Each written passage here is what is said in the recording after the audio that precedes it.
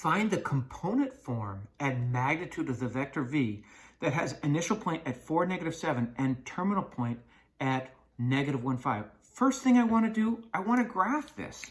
So if I put this on my xy plane, I know my initial point is 4, -7. So here it is, 4, -7. And my terminal point is -1, 5. So maybe up here. Here is my terminal point, -1, 5. So this vector is going to go something like this. It's going to go in this direction from, we'll call this P and this Q. Does it really matter? It's vector V. So look at its x component here.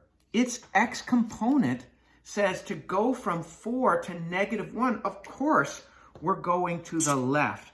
So if I make my triangle here, I can see that if this is vector V, here is V1.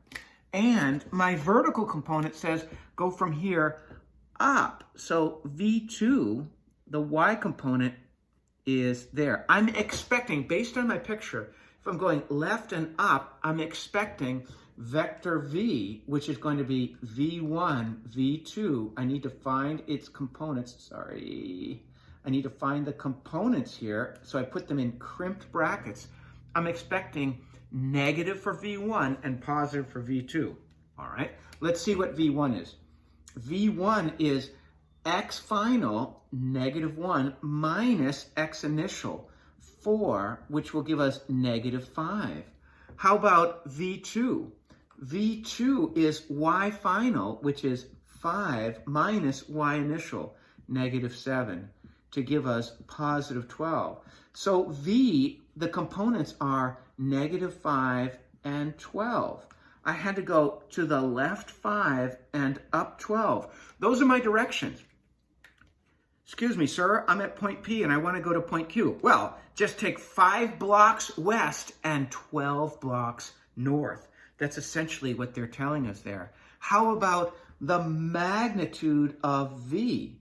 Well, I know that my formula says that's V1 squared plus V2 squared. So that's going to be -5 squared plus 12 squared. That's my x component squared plus my y component squared. So I know that's going to be the square root of 169 because that's 13. I could see that I have a 5, 12, 13 triangle. I found my component form and my magnitude. Here are the components and here is the magnitude. I've done my job.